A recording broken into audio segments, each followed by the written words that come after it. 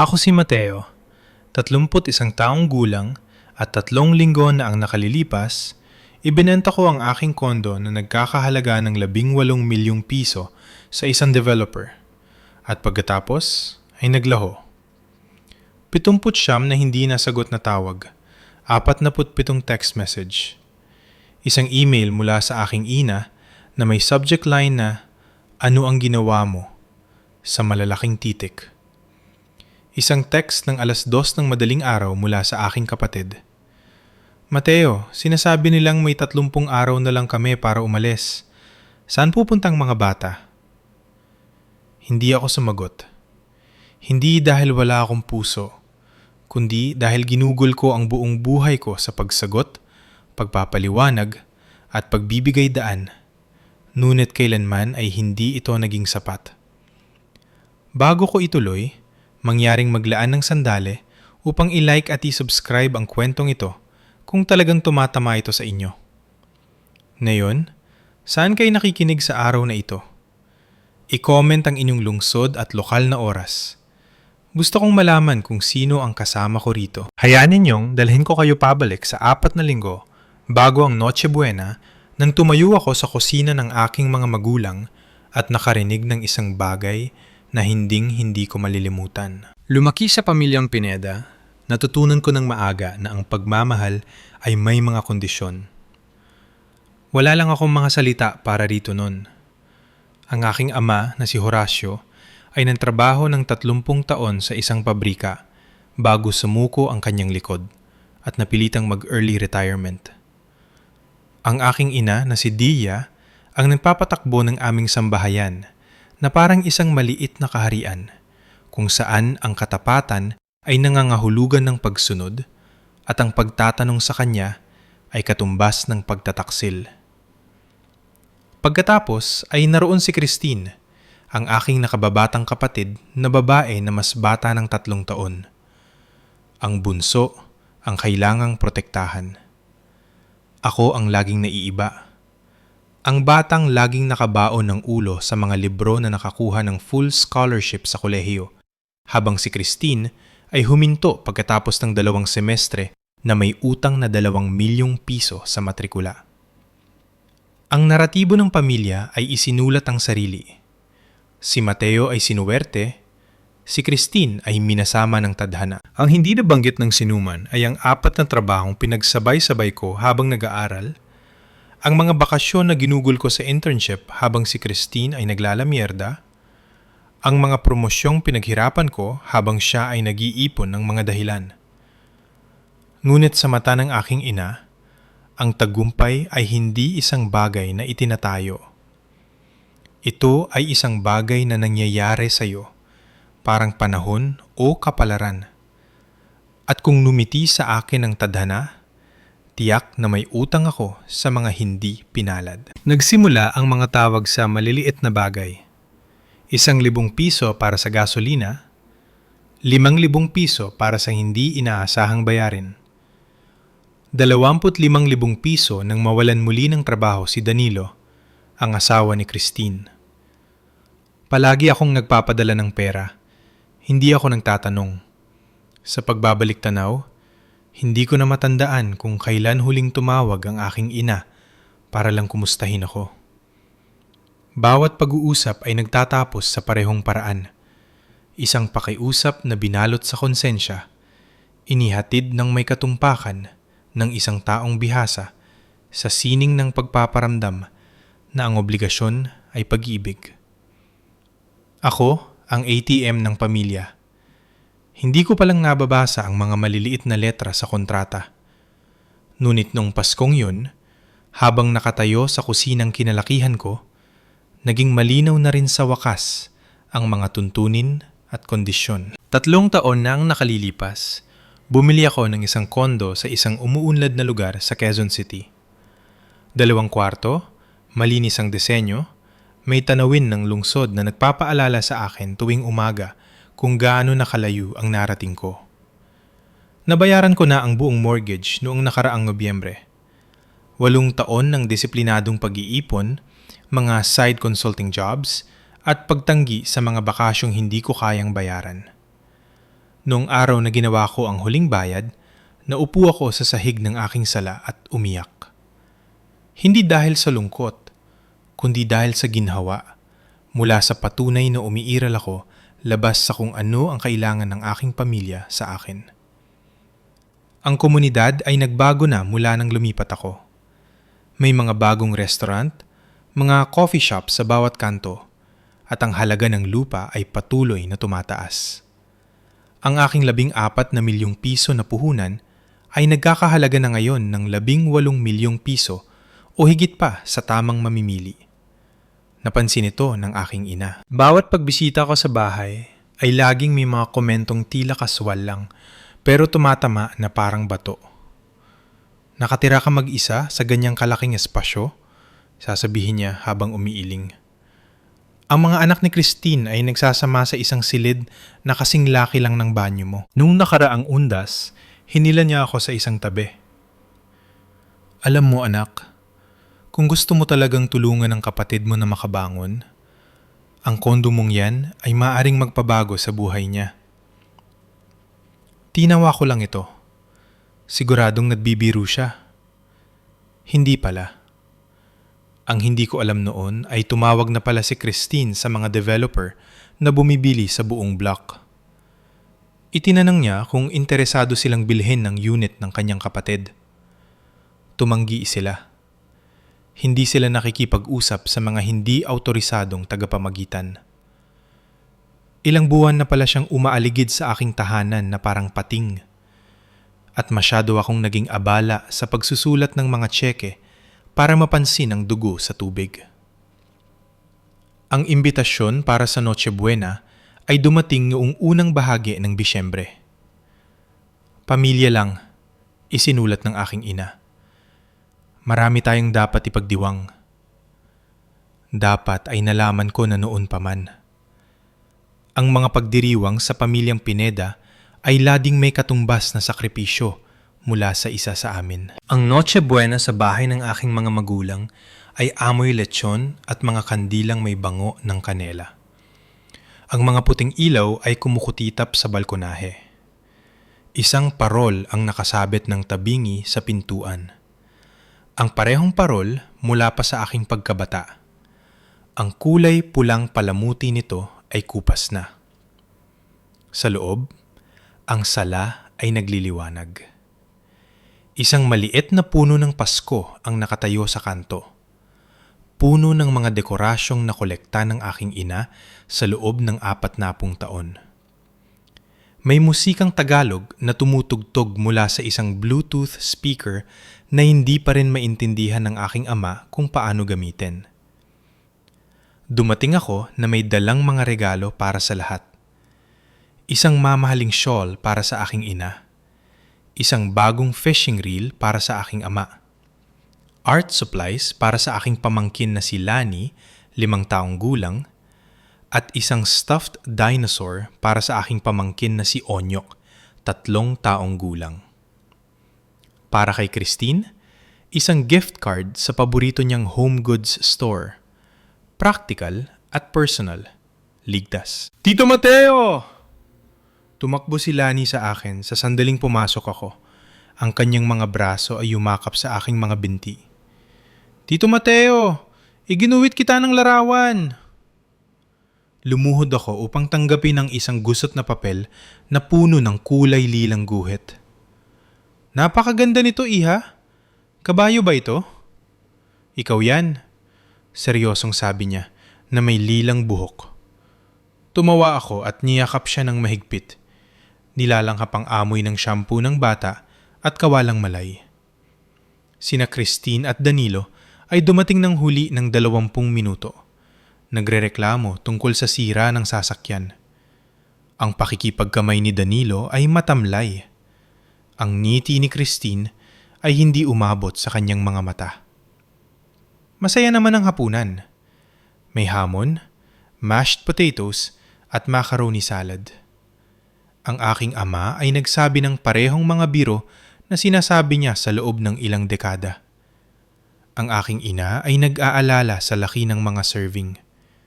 Si Onyok ay nabato ng mga gisante sa kanyang kapatid. Normal, pamilyar. Ngunit nahuli ko ito. Ang sulyap sa pagitan ng aking ina at ni Christine, nang akala nila ay hindi ako nakatingin. Ang bahagyang pagtango. Ang paraan ng pagtingin ni Danilo sa kanyang telepono sa ilalim ng mesa at pagpapakita kay Christine ng isang bagay na nagpang-iti sa kanya.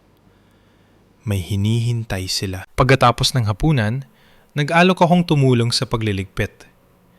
Ikinaway ng aking ina ang kanyang kamay patungo sa kusina.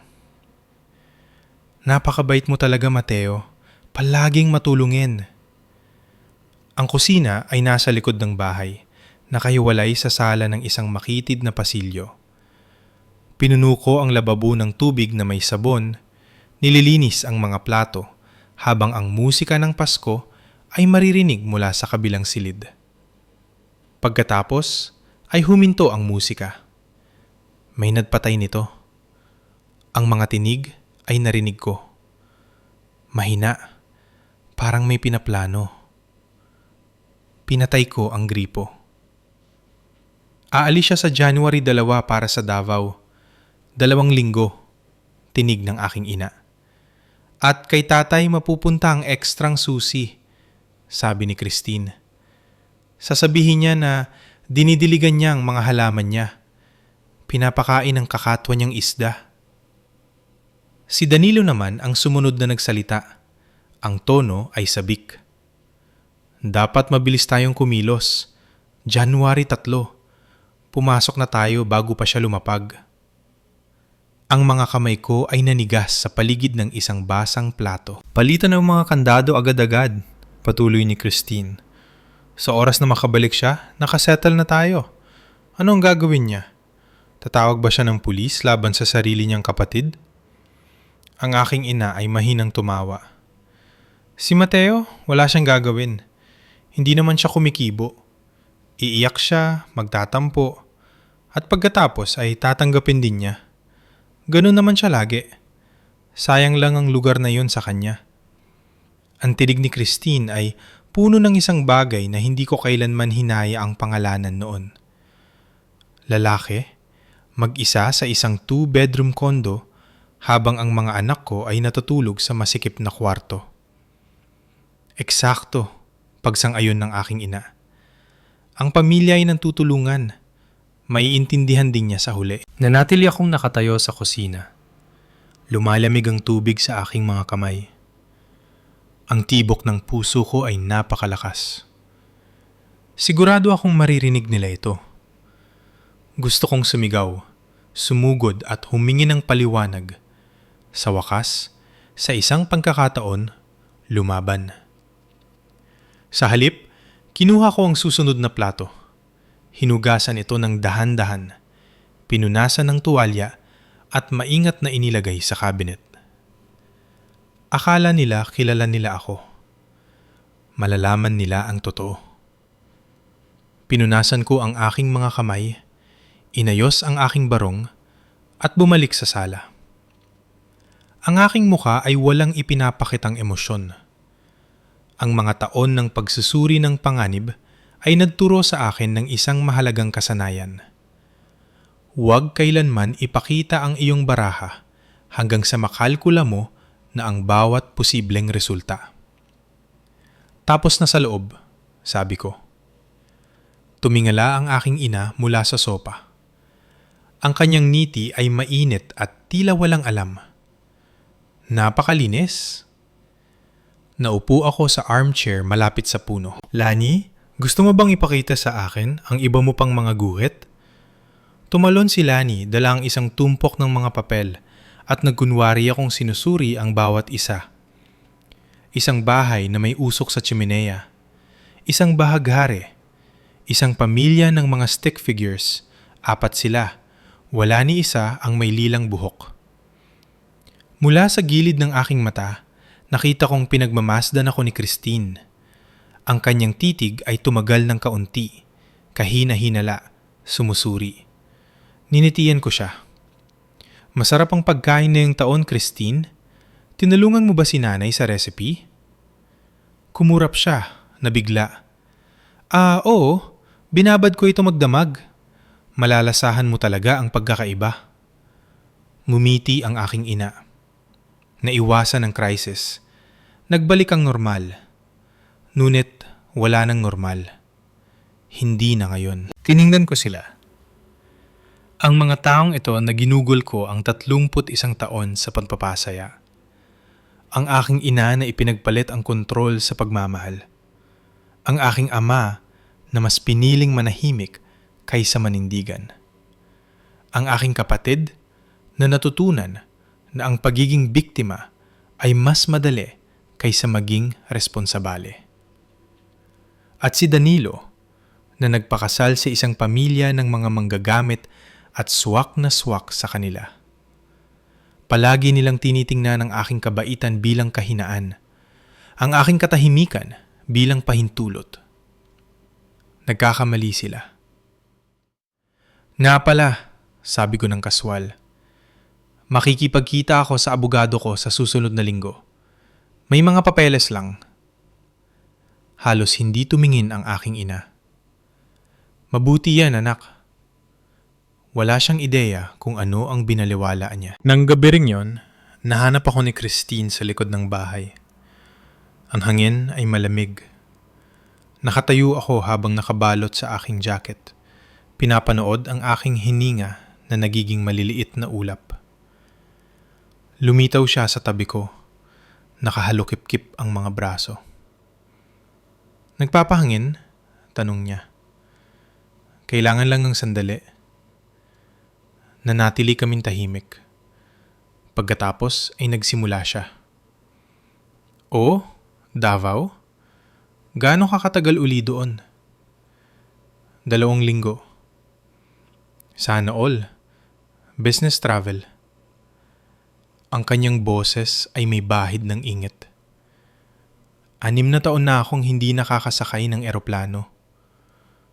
Wala akong sinabi. Sino ang magbabantay sa unit mo habang wala ka? Nag-alok si tatay na magdilig ng mga halaman ko. Napakabait niya. Tumigil siya. Masyadong kaswal. Nagbabago na talagang lugar ninyo, no? Napadaan ako noong nakaraang buwan. Nakita ko ang lahat ng mga for sale sign. Bumilis ang tibok ng puso ko. Pero pinanatili kong kalmado ang aking boses. Ang mga developer ay binibili ang buong block. Gusto nilang magtayo ng bago. May nagalok na ba sa'yo? Lumingon ako para tingnan siya. Talagang tingnan. Ang inggit na ginugol niya ang mga taon sa pagpapanggap bilang pag-aalala. Ang kalkulasyon sa likod ng bawat kilos bilang kapatid. May ilang nagtatanong, sabi ko. Hindi ako interesadong magbenta. Halos hindi mahalatang humigpit ang kanyang panga. Dapat asikasuhin mo muna ang sarili ninyong upa. Dagdag ko, ang tono ko ay magaan. Hindi ba sabi mo nahihirapan kayo sa landlord ninyo? Tumigas ang kanyang katawan. Inaayos namin yan. Mabuti. Binuksan ni Christine ang kanyang bibig, pagkatapos ay isinara ito. May kumislap sa kanyang mga mata. Pagdududa. Siguro ang pinakamaliit na bitak sa kanyang katiyakan. Ngunit mabilis siyang nakabawi. O sige, huwag kang magpapakalamig dito. Tinalikuran niya ako at bumalik sa loob. Iniwang bahagyang nakabukas ang pinto. Nanatili ako roon ng mas matagal. Pinapanood ang mga bituin na lumilitaw isa-isa. Sinusubukan niya ako. Tinitingnan kung may hinala ako. Naipasa ko ang kanyang pagsusulit. Ngayon, oras na para sa akin. Iniwan ko ang bahay ng aking mga magulang ng 9:30. Niyayakap ang lahat sa pagpapaalam ng may praktisadong init. Mag-ingat sa pagmamaneho, anak. Pinisil ng aking ina ang aking mga balikat. At tandaan, iwanan mo ang ekstrang susi para sa iyong ama. Siyempre, Nay. Ang biyahe pa uwi ay tumagal ng 40 minuto. Dinugol ko ang unang 10 minuto sa katahimikan, mahigpit na nakahawak sa manibela hanggang sa pumuti ang aking mga buko ng daliri. Pagkatapos ay tinawagan ko si Elisa. Sumagot siya sa pangalawang ring. Mateo, Pasko mayon. Okay ka lang ba? Pinaplano nilang kunin ang kondo ko. Sinabi ko sa kanya ang lahat. Ang kusina, ang pag-uusap, ang kaswal na kumpiyansa kung paano nila pinag-usapan ang pagnanakaw sa aking tahanan. Diyos ko, huminga ng malalim si Elisa. Ano ang gagawin mo? Hindi ko pa alam. Maari mo silang kumprontahin. Tawagan ng pulis kapag sinubukan nilang pumasok. At pagkatapos, panurin silang umiyak at humingi ng paumanhin. Tapos gagawin uli sa sandaling tumalikod ako. Natahimik si Alicia. Paano naman yung promosyon sa Davao? Yung tinatanong ng HR sa loob ng 2 buwan. Tama siya. Ang alok ay nasa aking inbox mula pa noong huling bahagi ng Oktubre. Senior Risk Analyst, Southern Mindanao Division, Permanenteng Relokasyon. Ipinagpapaliban ko ang desisyon. Sinasabi sa aking sarili na hindi pa ako handang iwan ng Maynila. Pero para saan pa ako mananatili? Nakatatanggap din ako ng mga tawag mula sa mga developer. Dahan-dahan kong sabi. Gusto nilang bilhin ang buong block kasama ang unit ko. Mateo, iniisip mo ba ang iniisip ko? Pumasok ako sa highway. Ang mga ilaw ng lungsod ay nakalatag sa harap ko. Ginugol ko ang 31 taon sa pagiging taong gusto nilang maging ako. Siguro oras na para malaman kung sino talaga ako. Pagkatapos naming magbaba ng tawag, nag-type ako ng mensahe kay Attorney Marcelo De Vega, ang aking real estate attorney. Marcelo, kailangan kitang makita sa ika-26. Importante ito. Gusto kong pag-usapan ang lahat ng opsyon ko, kabilang ang pagbebenta. Dumating ang sagot sa loob ng ilang minuto. Ibabakante ko ang schedule ko, ang opisina ni attorney. Marcelo De Vega ay nasa ika-14 na palapag ng isang glass tower sa Makati. Ang araw pagkatapos ng Pasko, halos walang tao sa gusali. Mateo, itinuro niya ang isang leather chair. Seryoso ang mensahe mo. Sinabi ko sa kanya ang lahat. Ang pag-uusap sa kusina, ang plano nilang lumipat habang wala ako, ang ekstrang susi na gagamitin ng aking ama. Nang matapos ako, sumandal si Marcelo. Siguraduhin ko lang na naiintindihan ko. Plano nilang mag-squat sa kondo mo at iharap ito bilang isang tapos na usapan pagbalik mo. Oo. At gusto mong malaman ang iyong mga opsyon? Lahat sila. Tumanggo si Marcelo. Option 1, hintayin mong pumasok sila. Pagkatapos ay tawagan ng pulis. Palalabasin sila. Pero magsasabi sila na nagbigay ka ng pasalitang pahintulot. Magiging salita mo laban sa kanila. Eksakto. Civil court. 3 hanggang 6 na buwan ang minimum. Sa panahong yun, maaari silang manatili habang tumatagal ang kaso. At ako ang magiging kapatid na nagpakulong sa sarili niyang pamilya. Itinaas ni Marcelo ang isang kilay. Mahalaga ba yan sa'yo? Naisip ko si Tia Pasing, ang chismis sa pamilya. Kung gaano kabilis kakalat ang balitang pinalayas ni Mateo ang mga anak ni Christine. Hindi tungkol sa iniisip nila sa akin. Dahan-dahan kong sabi. Tungkol ito sa eneriyang gagastusin ko sa paglaban sa kanila. Bawat holiday, bawat pantitipon ng pamilya. Ang laban ay hindi matatapos. Option 2, patuloy ni Marcelo. Magbenta ka. Ang bagong may-ari ang bahala sa pagpapaalis. Hindi ikaw ang kontrabida. Isa ka lang taong nagbenta ng kanyang ari-arian. Ang mga developer na bumibili sa block, interesado pa ba sila? Si Ginoong Roberto Santos. Sobra. Kailangan niya ang unit mo para makumpleto ang proyekto. Tumingin ako sa bintana sa kulay abong langit ng Maynila. Kung ibebenta ko sa kanya, sabi ko, ang sinumang nakatira doon ay kailangang umalis. Standard 30-day notice, hindi pwedeng makipag-ayos dahil sa mga demolition permit. Sa unang pagkakataon sa loob ng maraming araw, nakahinga ako ng maluwag.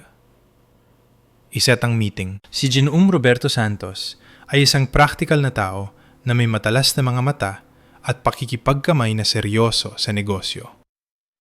Nagkita kami sa conference room ni Marcelo makalipas ang 2 araw.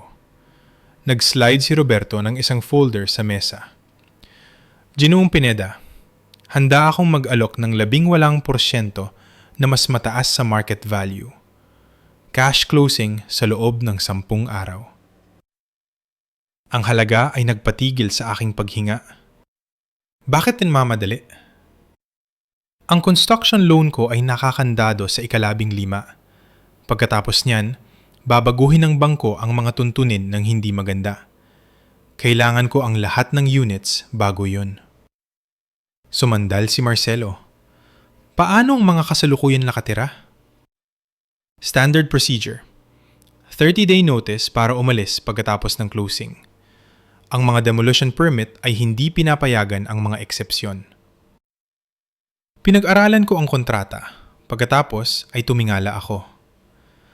Dapat akong maging tapat sa inyo. Matagal ko nang pinag-iisipan ng pagbebenta simula nang makatanggap ako ng job offer sa Davao, 2 buwan ang nakalilipas. Nag-alinlangan ako dahil mahalaga ang lugar na ito sa akin. Tumanggo si Roberto, hindi nagulat. At ngayon? Ngayon, meron na akong karagdagang mga dahilan upang ituloy ito. Ang sitwasyon sa pamilya na binanggit ni Marcelo. Oo. Sinalubong ko ang kanyang titig. Kung ibebenta ko sa inyo, hindi ako ang magpapaalis sa kahit na sino. Kayo yun. Ang kumpanya ninyo ang magpapadala ng notice, ang inyong timeline, ang inyong mga demolition permit. Tama yan. Kaya, ikaw ay isa lamang may-ari ng ari-arian na nagbenta sa isang developer. Wala nang iba. Hindi nagbago ang ekspresyon ni Roberto, pero nakakita ako ng kaunting pag-unawa. Yan ang eksaktong magiging ikaw. Isa pang tanong, may iba pa bang kumuntak sa inyo tungkol sa unit ko? Tumigil siya. Mga 2 buwan ang nakalilipas, isang babae na nagsasabing kinakatawan ang kanyang kapatid. Tinanggihan ko. Hindi kami nakikipag-ugnayan sa pamamagitan ng mga hindi autorisadong partido. 2 buwan. Umaaligid na si Christine sa aking tahanan habang sinusulatan ko pa siya ng mga tseke. Kailangan ko hanggang January 7 para magdesisyon. Pagkatapos niyan, mawawala na ng bisa ang alok. 7 araw, higit pa sa sapat na oras upang makasiguro. Gusto ko munang tumigil dito sandali. Kung naranasan ninyo nang mapunta sa isang relasyon, kung saan itinuring kayo bilang isang source sa halip na isang tao, kung saan ang pamilya ay nangangahulugan ng obligasyon ng walang respeto, gusto kong makinig sa inyo sa comments. At sabihin ninyo sa akin, ano sa tingin ninyo ang dapat kong ginawa? A. Kumprontahin ang pamilya ng direkta. O B. Ipagpatuloy ang aking tahimik na plano. I-drop ang inyong sagot sa ibaba. Tunay akong curious. Ngayon, hayaan ninyong sabihin ko kung ano ang sumunod na nangyari. Bisperas ng bagong taon, sa bahay ng aking tiyuhin na si Richard sa probinsya. Ang pagtitipon ay simple lang para sa mga holiday standards. Mga 15 kamag-anak ang nagsisiksikan sa isang split-level na bahay mula noong dekada 70. Isang folding table ang may mga potluck na pagkain, may mga inuming nakababad sa yelo sa gilid. Dumating akong mag-isa, dalang isang bote ng alak na wala akong balak inumin. Sina Christine at Danilo ay nandoon na. kumakausap sa mga tao na parang mga politiko sa isang fundraiser. Ang tawa ni Danilo ay masyadong malakas. Ang ngiti ni Christine ay masyadong maliwanag. Naglalabas sila ng enerhiya ng mga taong naniniwalang dumating na ang kanilang swerte. Nanatili ako sa malapit sa kusina, uminom ng sparkling cider at nanonood. Hindi ito nagtagal. Napakagandang balita, sabi ni Christine kay Tia Pasing. Lilipat kami sa isang bagong lugar sa Enero. Mas magandang neighborhood. Sa wakas ay magkakaroon na ng sariling kwarto ang mga bata. Oh, napakagaling! Pumalakpak si Tia Pasing. Bumili ba kayo? Ang pag-aalinlangan ni Christine ay tumagal lamang ng kalahating segundo. Ayos ng pamilya ito. Sa lugar ni Mateo, sa totoo lang. Marami siyang espasyo at mag-isa lang siya. Ang aking ina ay biglang sumulpot sa tabi nila sa tamang oras. Palaging mapagbigay si Mateo. Alam niya naman kung paano siya. Lahat para sa pamilya. Ang mga salita ay tumama sa akin na parang yelo. Nakita ako ni Pasing sa kabilang panig ng silid. Mateo, sinasabi lang sa akin ng nanay mo ang tungkol sa kasunduan. Napakabait mo namang ibahagi ang iyong tahanan. Ang bawat ulo ay lumingon sa aking direksyon. Ang mga mata ng aking ina ay may babala na kilalang kilala ko. Huwag kang gagawa ng eksena. Ang ekspresyon ni Christine ay tila hinahamon akong pabulaanan siya. Naramdaman ko ang bigat ng kanilang inaasahan. Ang asumpsyon na susuko ako gaya ng lagi kong ginagawa. Sa halip, ngumiti ako. Ang pamilya ay nagtutulungan. Simple kong sabi. Yan ang ginagawa ng mga Pineda, di ba? Ang mga balikat ng aking ina ay narelax. Huminga ng malalim si Christine. Akala nila nanalo na sila.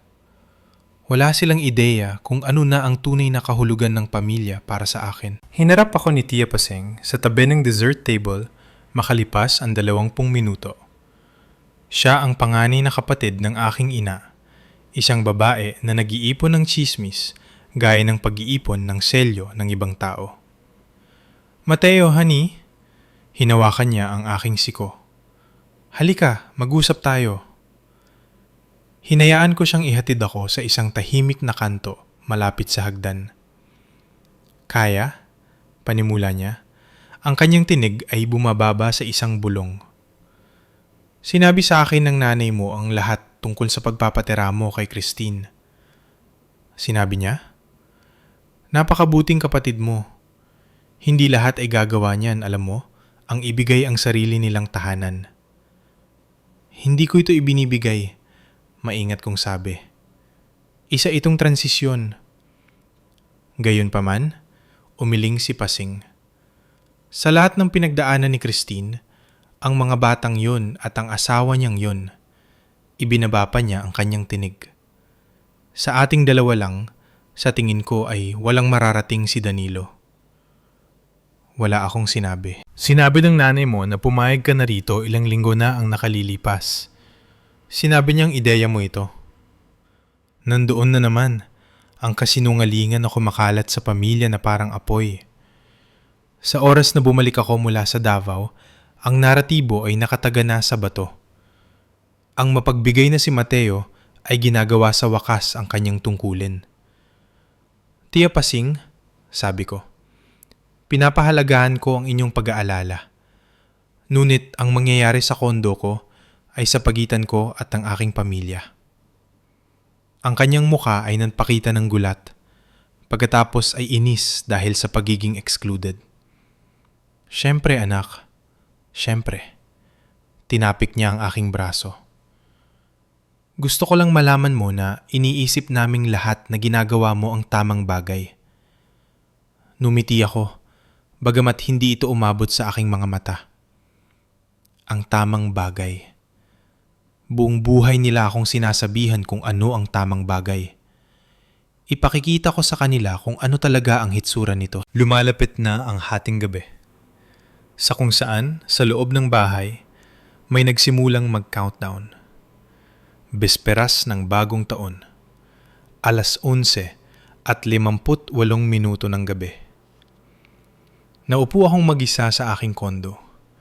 Nakabukas ang laptop. Ang lungsod ay kumukutitap sa ilalim ng aking bintana. Magsisimula na ang mga paputok sa lalong madaling panahon. Mga pagdiriwang para sa mga taong naniniwala sa mga bagong simula. 2 email ang naghihintay sa aking screen. Ang una, ang pinal na mga papeles ni Marcelo. Ang alok ni Ginoong Roberto Santos. 10 araw para sa closing. 30 araw pagkatapos niyan, demolition. Ang pangalawa, ang kumpirmasyon ng HR para sa paglipat sa Davao. Senior Risk Analyst, Southern Mindanao Division. Petsa ng pagsisimula, January 20. Permanenteng relokasyon. Natakot akong tanggapin ang alinman sa loob ng ilang buwan. Natatakot sa kahulugan ng pag-alis. Natatakot na maging makasarili. Ngunit, ano pa ba ang pinanghahawakan ko? Tumingin ako sa paligid ng kondo, ang aking mga muebles, ang aking tanawin, ang aking patunay na kaya kong bumuo ng isang bagay ng mag-isa. Kinuha na nila ito sa akin.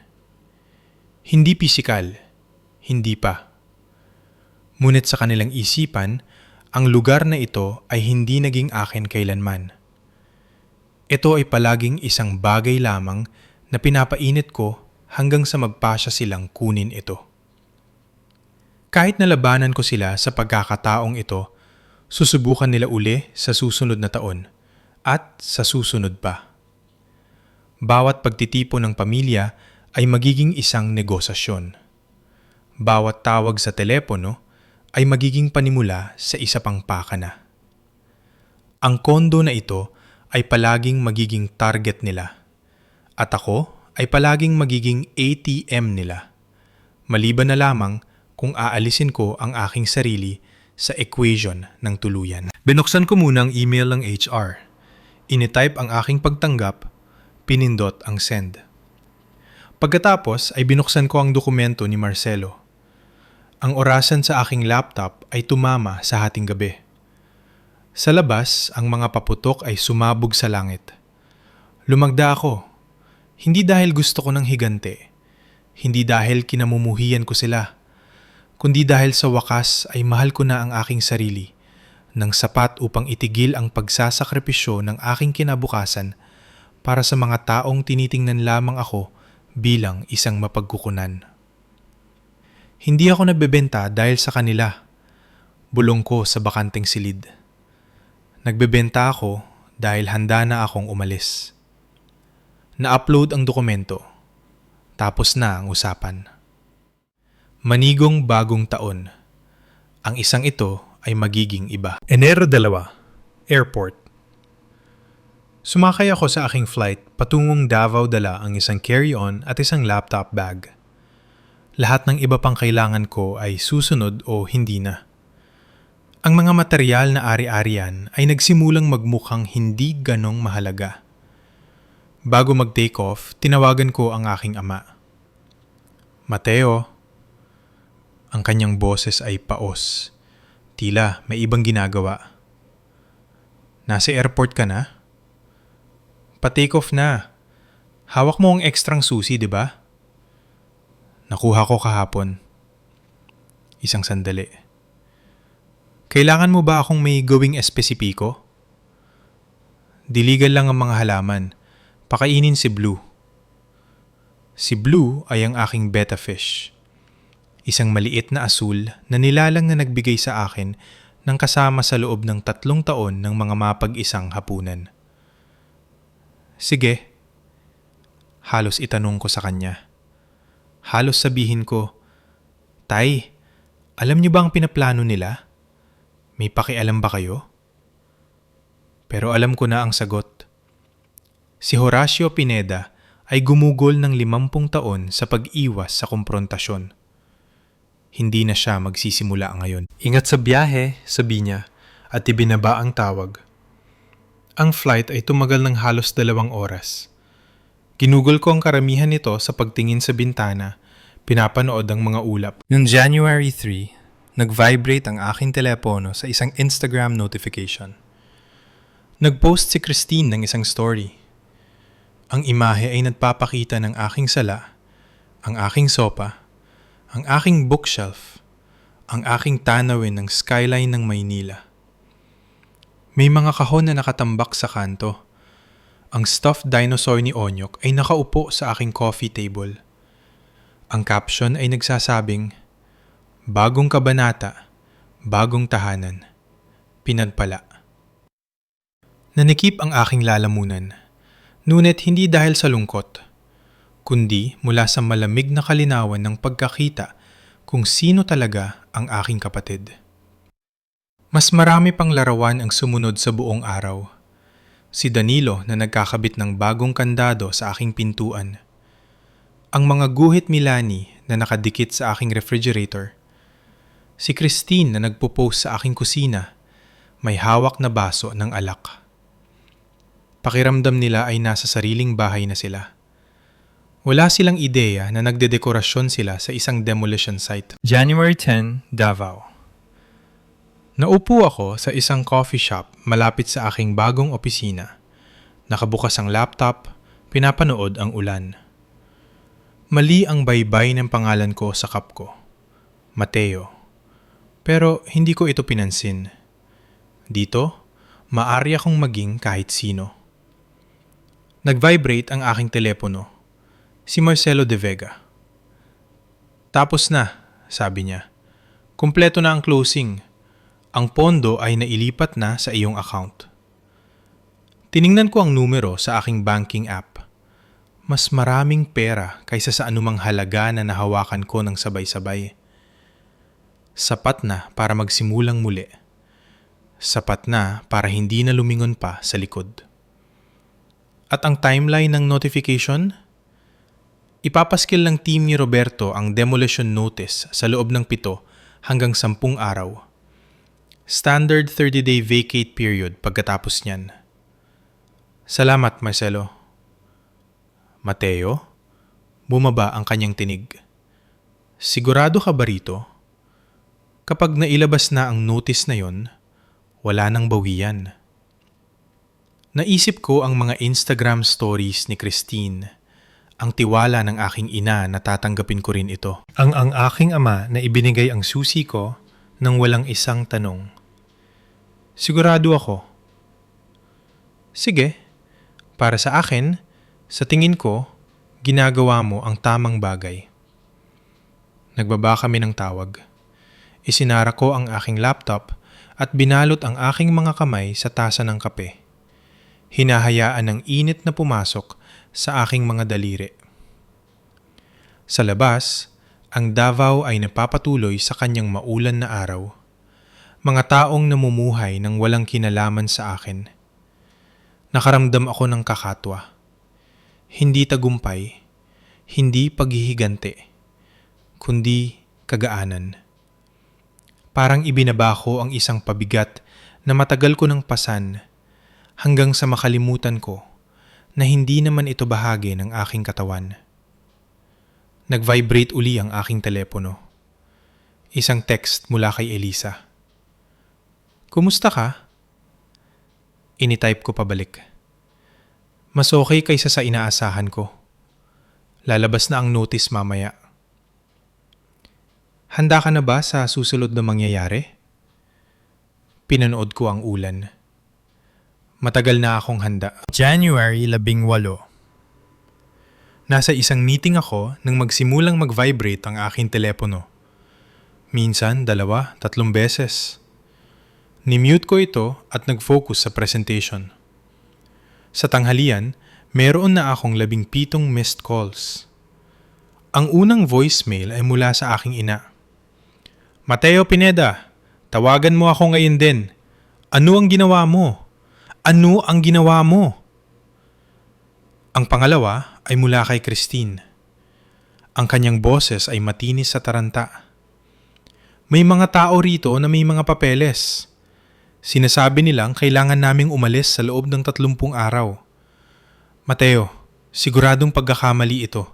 Tawagan mo ako. Ang pangatlo ay mula kay Danilo. Baliw ba ito? Hindi ka pwedeng magbenta ng lugar na may mga nakatira. Tatawag kami ng abogado. Ang pang-apat ay ang aking ama. Hindi siya nag-iwan ng mensahe. 10 segundo lang ng mabigat na paghinga bago ibaba ang tawag. Naupo ako sa loob ng aking sasakyan sa parking garage. Binabasa ang mga text message na mula sa nalilito hanggang sa galit at desperado. Christine, tawagan mo ako ngayon. Nanay, paano mo ito nagawa sa kapatid mo? Christine, takot na takot ang mga bata. Mateo, Nanay, pinalaki ka naming mas mabuti kaysa rito. Danilo, makakarinig ka sa attorney namin. Christine, tiningnan kong property records. Ibinenta mo ito. Talagang ibinenta mo ito. Nanay, sumasakit ang dibdib ng tatay mo. Christine, 30 araw. Mateo, saan kami pupunta? Binasa ko ang bawat mensahe ng maingat. Wala ni isa sa kanila ang nagsabi ng sorry.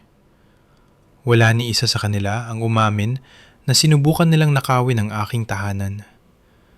Wala ni isa sa kanila ang nagtanong kung okay lang ba ako o bakit ko ito ginawa o ano ang nagdala sa atin dito. Hindi sila galit dahil nahuli sila. Galit sila dahil hindi ko sila hinayaang manalo. Tumunog muli ang telepono ko. Christine. Pinanood ko ang kanyang pangalan na kumislap sa screen hanggang sa mapunta ito sa voicemail. Pagkatapos ay pinatay ko ang aking telepono ng tuluyan. Hayanin niyong tumigil muli ako rito. Kung kasama ko pa kayo, kung ang kwentong ito ay tumatama sa inyong puso, huminga ng malalim, uminom ng tubig. Alam kong matindi ang bahaging ito. At kung nagustuhan ninyo ito, i-hit ang like button. Ngayon, may tanong ako. Ano sa tingin ninyo ang susunod na mangyayari? Hihingi ba ng tawad ang pamilya ko o lalo silang magagalit? Sabihin ninyo ang inyong hula sa comments. Ganito ang tunay na nangyari. Sa loob ng sumunod na 48 oras, ang aking telepono ay naging sandata. 79 na missed calls. 47 text message, 12 voicemail, 4 na email. Dinokumento ko ang lahat. Screenshots, timestamps, transcripts. Hindi dahil balak kong gamitin ang mga ito, kundi dahil alam ko kung gaano kabilis baguhin ng pamilya ko ang kasaysayan. Gusto ko ng record ng kung sino talaga sila kapag akala nila ay walang nakatingin. Ang mga mensahe ay sumunod sa isang predictable na pattern. Stage 1. Kalituhan. Siguradong may pagkakamali, tawagan mo kami. Stage 2. Galit. Anong karapatan mong gawin ito sa sarili mong pamilya? Stage 3. Konsensya. Hindi na tumitigil ang nanay mo sa pag-iyak. Ang blood pressure ng tatay mo ay abot langit. Stage 4. Banta. May pinsan si Danilo na abogado. Tinitingnan na namin ang mga opsyon. Stage 5. Pakikipag-ayos. Tawagan mo lang kami. Maayos natin ito. Pakiusap, Mateo. Ang hindi sinabi ng sinuman sa kanila, paumanhin. Pinlano naming kunin ang bahay mo nang hindi nagtatanong. Ang hindi inamin ng sinuman, nagkamali kami. Ang mga mensahe ni Christine ang pinakamalinaw. Alam mong lilipat kami at ibinenta mo pa rin ito? Hindi. Sorry at sinubukan naming magnakaw sa'yo. Umiiyak ang mga bata gabi-gabi. Akala nila ito na ang bago nilang kwarto. Hindi. Dapat nagtanong kami ng permiso. Paano ko ito ipapaliwanag kina Lani at Onyok? Parang ako ang lumikha ng sitwasyong ito. Parang ang kanilang luha ay responsibilidad ko. Iniligtas ko ang bawat mensahe. Pagkatapos ay isinara ko ang folder at naglakad-lakad sa Davao Gulf. Ang hangin ay amoy dagat. May mga estrangerong dumadaan sa tabi ko nang hindi ako tinitingnan. Hindi ko naramdaman na naging ganito ako, ka-invisible kailanman. Hindi ko naramdaman na naging ganito ako, kalaya kailanman. Noong January 21, 3 araw matapos ilabas ang notice, binasag ko ang aking katahimikan. Isang email ang ipinadala ko sa aking ina, ama, kay Christine at kay Danilo, nakasisi kay attorney, Marcelo De Vega. Isinulat ko ito habang nakaupo sa aking pansamantalang apartment sa Davao, may malamig na tsaa sa tabi ko. Nirevise ko ito ng 6 na beses bago isend. Subject: tungkol sa property sa aking pamilya, ibinenta ko ang aking condominium, isang ari-arian na binili ko gamit ang sarili kong pera at tanging ako lamang ang nagmamay-ari sa isang development company. Ito ay nasa loob ng aking mga legal na karapatan. Batid ko na ang ilan sa inyo ay lumipat sa nasabing ari-arian nang wala akong kaalaman o pahintulot habang ako ay wala. Ang mga bagong may-ari ay naglabas ng standard 30-day notice upang lisanin ng lugar, gaya ng kanilang karapatan sa ilalim ng demolition permit. Hindi ko natatalakain pa ang bagay na ito. Kung kailangan ninyo ng tulong sa paghahanap ng bagong matitirhan, iminumungkahi ko na makipag-ugnayan sa lokal na sanggay ng social welfare o mga katulad na ahensya. Ito na ang aking huling komunikasyon tungkol sa paksang ito. Mateo. Hindi ako nagpaliwanag. Hindi ako nanisi. Hindi ko inilista ang kanilang mga kasalanan o ang aking sakit. Nagpahayag lamang ako ng mga katotohanan at isinara ang pinto. Ang mga tugon ay mabilis na dumating mula kay Christine. Yun lang? Yun lang sasabihin mo? Mula kay Danilo. Hindi pa ito tapos. Mula sa aking ina. Hindi ko na alam kung sino ka na. Ang anak na pinalaki ko ay hindi kailanman magiging ganito kalupit. Binasa ko ang bawat isa. Pagkatapos ay ini-archive. Ang mga salita ng aking ina ay dapat masakit. Siguro sa ibang buhay, masasaktan ako. Ngunit may nagbago na sa loob ko. Isang pinto ang sumara, isang kandado ang umikot. Ang anak na pinalaki niya ay hihingi sana ng paumanhin, iiyak, hahanap ng paraan para maging komportable ang lahat, habang ginagawa ang sarili niyang walang halaga. Ang anak na yon ay wala na. Mabilis na kumalat ang tsismis sa pamilya. Sa loob ng 1 linggo, nakatanggap ako ng mga mensahe mula sa 3 tiyahin, 2 tiyuhin, at isang pinsan na hindi ko na nakausap simula high school. Ang naratibo ay nabuo na. Ibinenta ni Mateo ang kanyang bahay dahil sa sama ng loob, habang ang pamilya ng kanyang mahirap na kapatid ay nakatira doon. Walang banggit tungkol sa pakanan na binuo noong Noche Buena.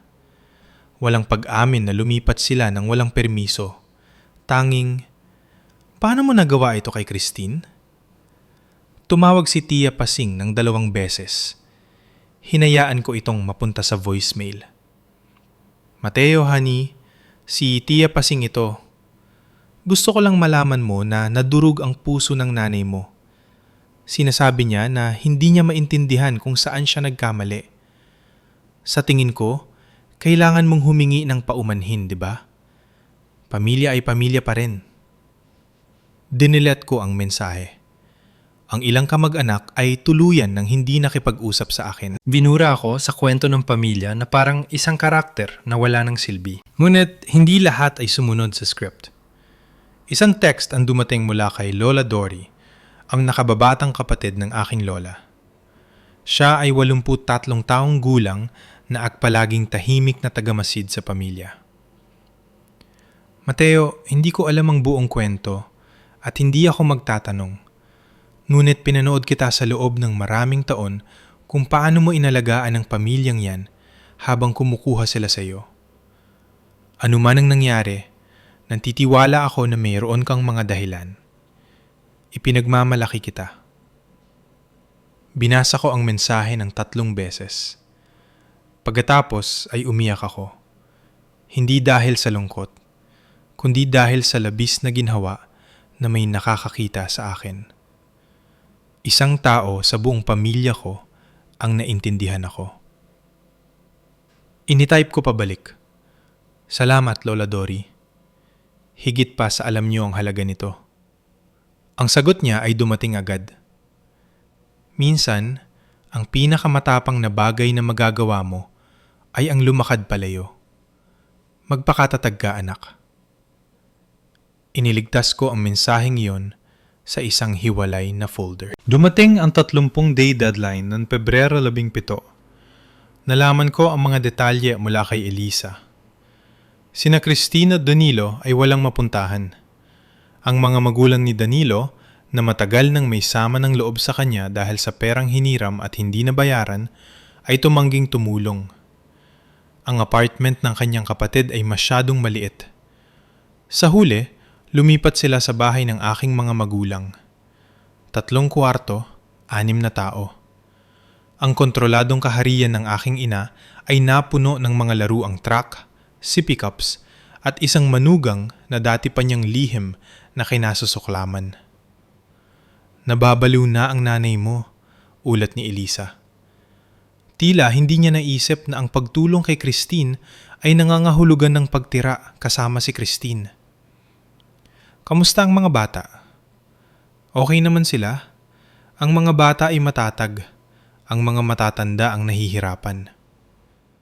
Nakaramdam ako ng kaunting kirot sa aking dibdib. Konsensya? O anino lang nito? Gumawa sila ng sarili nilang mga desisyon, dagdag ni Elisa. Hindi mo responsibilidad ang mga bunga nito. Alam ko. Talaga ba? Natahimik ako sandali. Pinagsisikapan ko. 1 linggo ang lumipas. Nakakita ako ng social media post mula kay Christine. Walang larawan. Text lang. Minsan, ang mga taong pinagkakatiwalaan mo ang pinakamalaking magpapabagsak sa'yo. Pero kami ay survivors. Malalampasan namin ito. Ang mga comment ay puno ng simpatya, heart emojis, at pangako na ang karma ang bahala sa kung sino man ang gumawa nito. Ako na ang kontrabida sa kanyang kwento ngayon. Ang malupit na kapatid na nang iwan sa pamilya. Sa parehong araw, nakatanggap ako ng isa pang mensahe mula sa aking ama. Sorry. 2 salita lang, walang paliwanag. Pinagmasdan ko ito ng matagal. Humihingi ba siya ng paumanhin sa kanyang ginawa? Sa pinayagan niya? O sa pamilyang nawala sa akin? Iniligtas ko ang mensahe, ngunit hindi ako sumagot. Dumating ang tag-araw sa Davao. Nakahanap ako ng permanenteng apartment malapit sa Jacks Ridge, isang studio na may malalaking bintana. Ang aking bagong trabaho ay demanding pero nakatutuwa. Sinusuri ko ang mga panganib para sa kabuhayan at sa unang pagkakataon, inilalapat ko ang mga kasanayang iyon sa sarili kong buhay. Kinakalkula ang halaga ng mga relasyon. Sinusukat ang return sa emosyonal na pamumuhunan. Ang matematika ay hindi komplikado. Ipinamigay ko ang karamihan sa mga muebles ko sa Maynila sa isang women's shelter. Ang pera mula sa pagbebenta ng kondo ay napunta sa mga diversified accounts, retirement funds, at isang maliit na donasyon sa isang scholarship program. Tinawag ko itong Mateo Pineda Fund ng pribado. Wala nang kailangang makaalam. Lumipad si Elisa para sa isang weekend noong Abril. Naupo kami sa aking maliit na balcony, pinapanood ang paglubog ng araw. Iba ka na, sabi niya. Paano? Mas magaan. Parang sa wakas ay may ibinaba ka. Naisip ko yun. Sa tingin ko nga. May mga pinagsisihan ka ba? Minsan namimiss ko kung sino ang akala kong pamilya ko. Amin ko. Ang pamilyang inakala kong meron ako, pero hindi ko namimiss kung sino talaga sila. Tumango si Elisa. Dati akala ko ang tahanan ay isang lugar. Patuloy ko. Pagkatapos akala ko mga tao ito. Ngayon sa tingin ko, tumigil ako. Naghahanap ng tamang salita. Siguro ang tahanan ay ang lugar kung saan walang sinuman ang pinapayagang kumuha ng mga bahagi ng iyong pagkatao. Hinawakan niya ang kamay ko. Magiging okay ka, Mateo. Tumingin ako sa langit, sa buhay na nakalatag sa harap ko. Oo, sabi ko. Sa tingin ko nga. 6 na buwan ang lumipas. Nag-vibrate ang aking telepono sa isang hindi inaasahang text mula kay Christine. Ang unang direktang pakikipag-ugnayan simula noong Enero. Halos i-delete ko ito nang hindi binabasa. Ngunit binuksan ko pa rin ito. Mateo, alam kong siguro ayaw mo akong marinig. Hindi kita masisisi kung i-delete mo ito, pero gusto ko lang malaman mo. May full-time na trabaho na ako. Nakahanap na kami ni Danilo ng apartment. Nakalipat na kami palabas ng bahay ni nanay noong nakaraang buwan. Hindi ako humihingi ng anuman. Marami lang akong iniisip tungkol sa lahat. Hindi pa ako handang magsabi ng higit pa riyan pero sinusubukan ko. Gusto ko lang malaman mo na sinusubukan ko. Binasa ko ang mensahe ng 3 beses. Walang paumanhin, walang pagkilala sa kanyang ginawa. Pag-unlad lamang. Hindi ito sapat. Hindi pa ngayon. Siguro hindi kailanman. Pero ito ay isang simula. Hindi ako sumagot agad.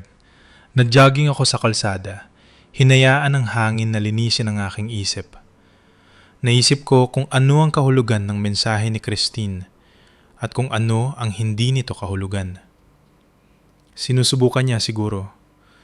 O baka naglalatag lang siya ng pundasyon para sa susunod na hiling, susunod na pabor.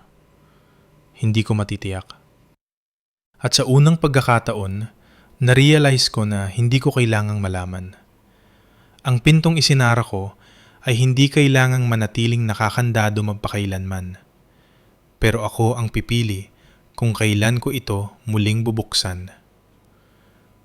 Nang gabing yun, nag-type ako ng sagot. Salamat sa pagpapaalam. 4 na salita, wala nang iba. Sumagot si Christine. Okay. At yun na yun. Ibinaba ko ang aking telepono at tumingin sa mga ilaw ng Davao, ang lungsod na sumasalamin sa tubig na parang mga bituin. Hindi ko alam ang hinaharap. Ngunit sa unang pagkakataon sa aking buhay, ang hinaharap ngayon ay akin ng pagmamay-ari. Naisip ko kung bakit nila ginawa ang kanilang ginawa. Hindi para bigyan sila ng dahilan, kundi para maintindihan.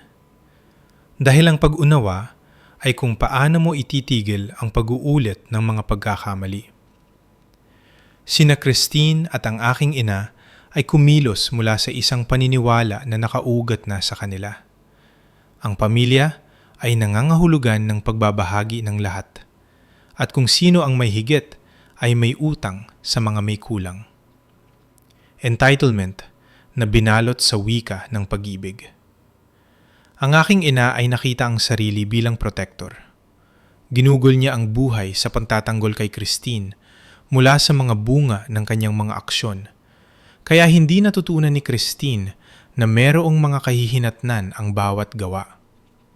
At ako naman, ako ang tagapag-ayos, ang taga-ayos ng gulo, ang nagpapanatili ng kapayapaan sa pamamagitan ng pagsasakripisyo ng maliliit na bahagi ng aking sarili hanggang sa mapansin ko na naibigay ko na ang lahat maliban sa aking pangalan. Ang tungkol sa pagiging ATM ng pamilya ay ito. Sa sandaling huminto ka sa paglalabas ng pera, malalaman mo kung ano talaga ang halaga mo sa kanila. Kung nakikinig kayo rito at nakikita ang inyong sarili, Kung kayo ang laging nagbibigay na hindi nagtatanong, na nag-aayos ng bawat hidwaan kapalit ng inyong sariling pangangailangan, gusto kong makinig kayo. Pinapayagan kayong tumigil. Pinapayagan kayong magsabi ng hindi. Pinapayagan kayong mahalin ang inyong pamilya at lumakad pa rin palayo sa kanila. Ang pagtatakda ng mga hangganan, boundaries, ay hindi kalupitan.